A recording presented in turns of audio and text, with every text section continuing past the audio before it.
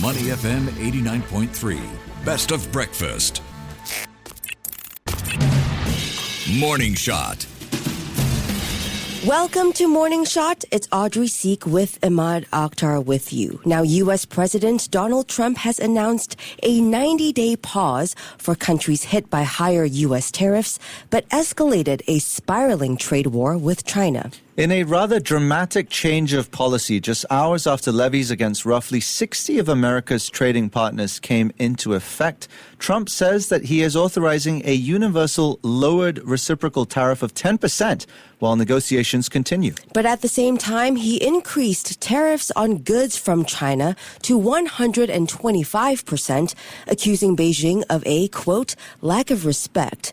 This comes after China retaliated by saying it would impose tariffs of 84% on U.S. imports. Singapore, too, has been hit by a baseline 10% tariff, much lower than what has been imposed on its Southeast Asian neighbors.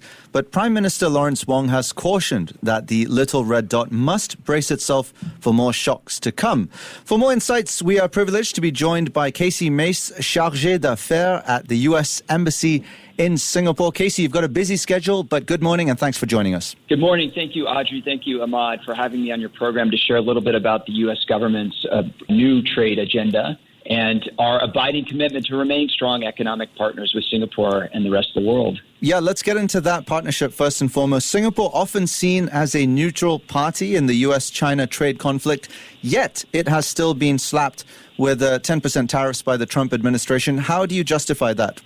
Well, the president's trade agenda is kind of two parts. One is that it's global in nature because the president has identified our growing trade deficits with the rest of the world as global in scale. But a second component is to focus on resetting our trade relationship with countries where we have the most significant trade deficits, and China being chief among those. All right. So building on that, Casey, can we get your weigh in on how the U.S. views Singapore's economic ties with China?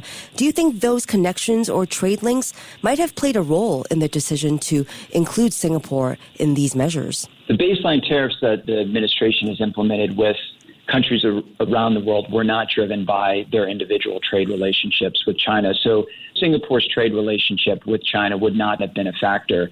We recognize that Singapore has an important trading relationship with China, but we also think it's important for countries in the region like Singapore to be clear-eyed about the challenges China poses to their trade. China's policies to protect its own markets, to subsidize its companies, to steal and intellectual property has led to a tsunami of exports around the world, including in this region. And so it will be important as in the ensuing months for Singapore and the other countries in the region to make sure they're approaching their trade relationship with China with clear eyes.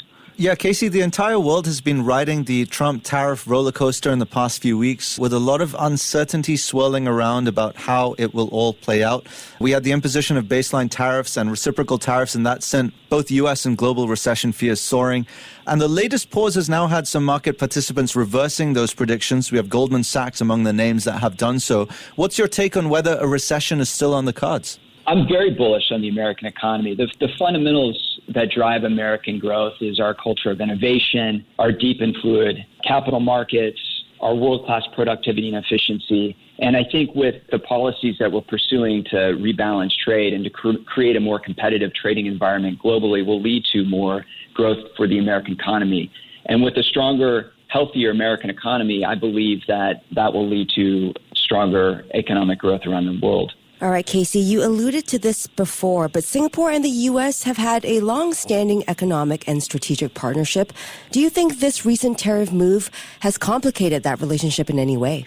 I'm very confident in the U.S.-Singapore relationship. It's been one of our strongest economic relationships for the last 20 years. U.S. companies have grown their presence here because of their confidence in Singapore and what Singapore offers the American economy and their businesses to engage the region, to trade with Singapore itself.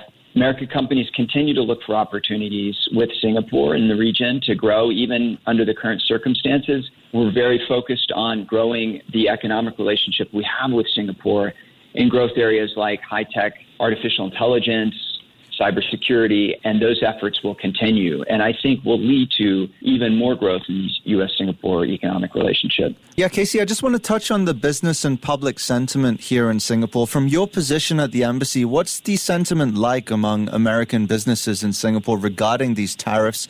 Are they adapting? Are they thinking of relocating or considering other options? U.S. businesses are definitely watching the decisions in Washington very closely and making decisions about how to adapt to those. The United States companies have been trading with Asia for as long as we've been a country, for over 200 years. So I fully expect that regardless of the policies that we roll out, U.S. companies are going to look to continue to trade and engage with Asia, especially with countries like Singapore. So I think the commitment to continue to trade with Singapore remains very strong. The forums and the changes, there might be some small changes, but I fully expect American companies, remember there's 6,000 of them here, that want to continue to work here and want to continue to forge strong partnerships around the region. I think that will continue. And how is the U.S. engaging local business communities here in Singapore to navigate the changes we've just discussed? The United States Embassy is very committed to working with our American business community as well as our Singapore government counterparts to hear concerns that they may have about policies that we're implementing in Washington, to relay those concerns back and to work on refining the overall relationship to ensure that it's serving both the United States and Singapore. And so we're very engaged with our business community. We work closely with the American Chamber of Commerce. We work closely with the Ministry of Trade and Industry, with all the ministries in Singapore. And those conversations, I think, will lead to even better things to come. Casey, in light of these increasing tariffs and looking at the bigger picture here, how do these tariff moves kind of align with America's stance on free trade and multilateral trade deals? Are there concerns that U.S. businesses might end up paying a price for this approach as well? The United States has been a trading country and will continue to be a trading country. What we're focused on now is ensuring that our trade with the rest of the world is fair and balanced. Over the last 20 years, our trade with the rest of the world has grown increasingly imbalanced and unsustainable. So the policies that the president is implementing is to try to achieve more balance in our trading relationships, not to end our trading relationships, just to achieve better and more balance, so that the United States can continue to trade with the rest of the world, trade with partners like Singapore, trade with our partners in Southeast Asia. And I fully believe that these policies will lead to healthier, sustainable, and robust trade with the region. Yeah, just following on from that question, have any new frameworks or diplomatic efforts emerged to smooth over trade uncertainties with key ASEAN partners? Well, the president said overnight that he is willing and interested to speak to our partners, including our partners in the region, about ways to achieve better balance and healthier trading relationships. So those discussions have already started and will continue to happen over the next few months to ensure that we find a very healthy and sustainable way forward with our trade partners in the region. Yeah, Casey, there's been a lot of noise around tariffs, but not everyone actually fully understands how they work or who pays the price in the end. What's the key message you want the public, especially Singaporeans, to take away from the U.S.'s trade position?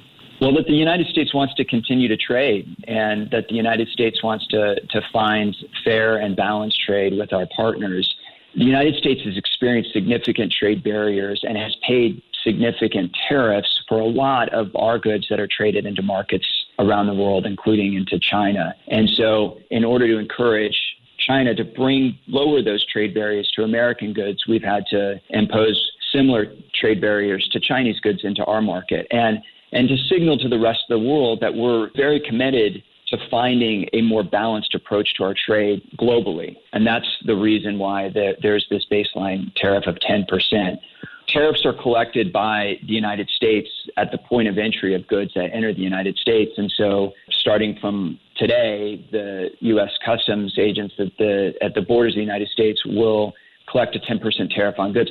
But those goods are still very welcome and permitted to enter our market, and many of them continue to flow into the United States market. And so there's still an enormous amount of inbound trade into the United States, and there's still an enormous outbound trade from the United States, and those trade flows will continue. Final question. So we've had baseline tariffs, reciprocal tariffs, and now a tariff pause. What's next? What's next is discussions with our partners to find healthy, balanced trade relationships. And so we're going to be very focused on working through those with our trading partners in this region. Ultimately, our hope is to find a better trading relationship with China. And so we'll see what China can offer. But in the meantime, we're going to be focusing our energy on working with our close partners and allies, including Singapore. And so that's what we'll see over the next few months. All right, we've been diving into the shifting dynamics of U.S. trade policy, the impact on Singapore, and where this might all lead. But one thing is clear, the tariff roller coaster isn't slowing down anytime soon.